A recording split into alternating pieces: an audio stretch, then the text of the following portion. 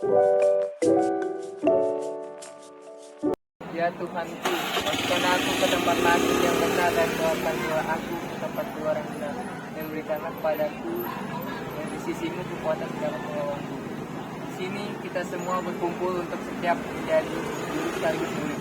Tidak boleh ada yang merasa lebih, ini pengajian untuk saling melengkapi. Syekh, sepertinya kita perlu membangun tempat untuk menginap anak-anak. Apa benar sudah segitu perlunya? Syekh, apalagi ternyata jamaah pengajian kita makin banyak.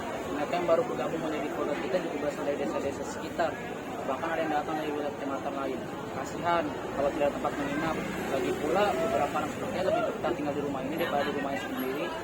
Mereka seperti juga aku dulu adalah anak-anak terlantar dan dianggap sampah masyarakat, dan yang lebih besar lagi sudah mulai ada jamaah perempuan yang bergabung. Itulah nanti aku bicarakan sama Cak Gafur ya.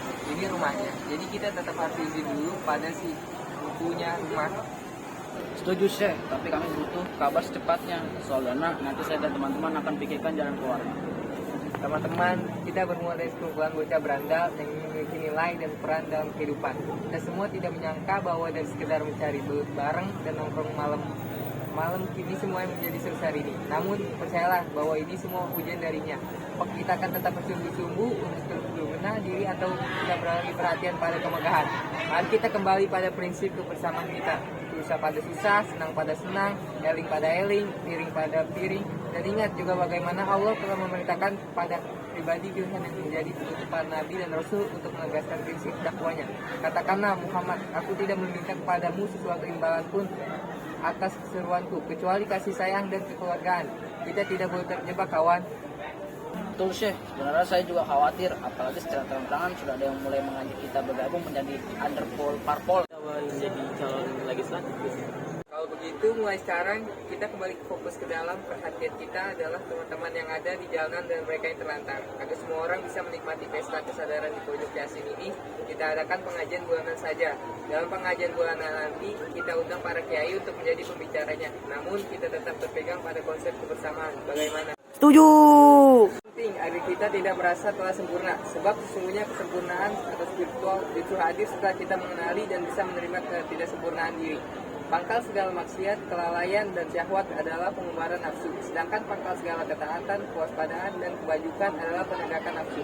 Bersahabat dengan orang bodoh yang tidak menurutkan hawa nafsunya lebih baik bagimu ketimbang bersahabat dengan orang yang pintar menunjukkan hawa nafsunya. Kepintaran apalagi yang dapat disandangkan pada orang pintar yang selalu menunjukkan hawa nafsunya, dan kebodohan apalagi yang dapat disandangkan pada orang bodoh yang tidak menunjukkan hawa nafsunya. Kalau bukan karena karunia Allah dan rahmat kepadamu, niscaya tidak seorang pun di antara kamu bersih dari perbuatan keji dan mungkar itu selama-lamanya. Tetapi Allah membersihkan siapa yang dia kehendaki, dan Allah Maha mendengar lagi Maha mengetahui, maka berlomba-lomba dalam kebaikan. Kenapa salat sih? Apa tidak ada amalan lainnya? Sholat, karena sholat itu tanda pengenal. Kalau kita punya KTP, bukankah semua urusan akan jadi lebih mudah? Kita merasa nyaman dan tidak khawatir pergi kemanapun. Jika kita mau membuat paspor, sertifikat tanah, atau apa saja tentu KTP lah yang pertama dibutuhkan. Kita tidak bisa hanya mengaku-ngaku orang Kertosono, tapi kita juga harus benar-benar memperlihatkan bukti otentiknya. Tidak peduli kita pribadinya teman datang, begitu juga dengan sholat. Jadi tanda pengenal yang akan membedakan kita.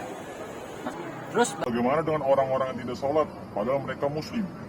Kadang-kadang tergoda menjadi orang yang lalai. Padahal jelas sekali ketika Allah menyapa kita, mengenalkan dirinya dan memberi cara pada kita untuk selalu mengingatnya. Dia berfirman, sesungguhnya akulah Tuhan, tidak ada Tuhan selain aku. Oleh karena itu sembahlah aku dan dirikanlah sholat untuk mengingat aku. Lalu setelah jarak kita dengannya terlalu jauh, karena kita semakin sibuk meninggalkan sholat, barulah kita bertanya di mana Tuhan. Padahal dia menegaskan, bukankah ini sangat jelas?